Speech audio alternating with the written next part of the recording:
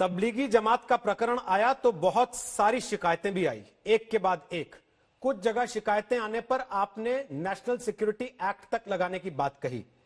अब chargesheet file हो गई, लेकिन मौलाना साद का अभी तक कहीं अता पता नहीं है।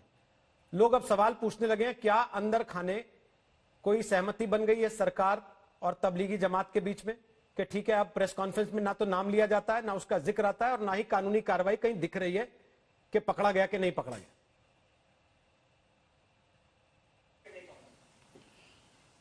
देखिए, तबलीगी जमात कोरोना फैलाने के लिए देश के अंदर जिम्मेदार है प्रारंभिक रूप में।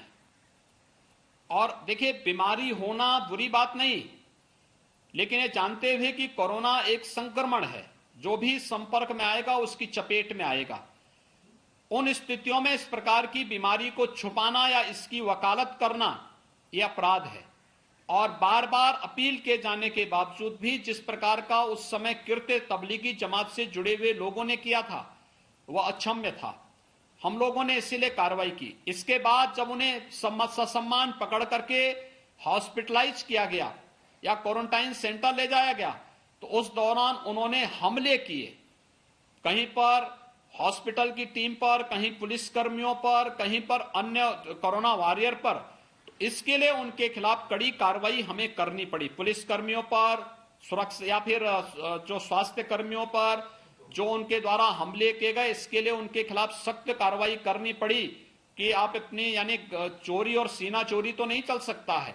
और उसका परिणाम था कि उसके बाद ये कंट्रोल हुए, नियंत्रित हुए, और आज काफी हद तक और जो तबलीगी से जुड़े हुए लोग थे उनमें से ज्यादातर लोग स्वस्थ होकर के वापस जा चुके हैं।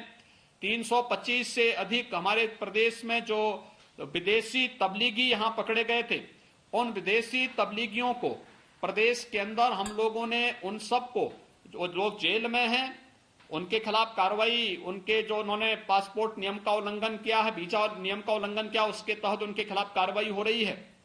लेकिन प्रदेश के अंदर इस समय हमारे सामने जो चैलेंज है वह माइग्रेंट जो लेबर है उनके बारे में, आगे की व्यवस्था के बारे में, और उनको इस समय मेडिकल स्क्रीनिंग भी उनकी चल रही है। हमने गांव-गांव में अपने इसके बारे में टीमें गठित करी हैं जो निगरानी करते हुए उन सभी लोगों की व्यवस्था और सर्विलांस का काम कर रही हैं। 1 लाख से अधिक हमारी मेडिकल की टीमें लगी हुई हैं जो पूरे प्रदेश के अंदर उन सबकी स्क्रीनिंग का कार्य भी कर रही हैं। और साथ साथ क्वारंटाइन सेंटर के साथ साथ मुझे आज आपको बताते हुए प्रसन्नता है कि कोविड हॉस्पिटल में वर्तमान में उत्तर प्रदेश 1 लाख बेड स्थापित कर चुका है।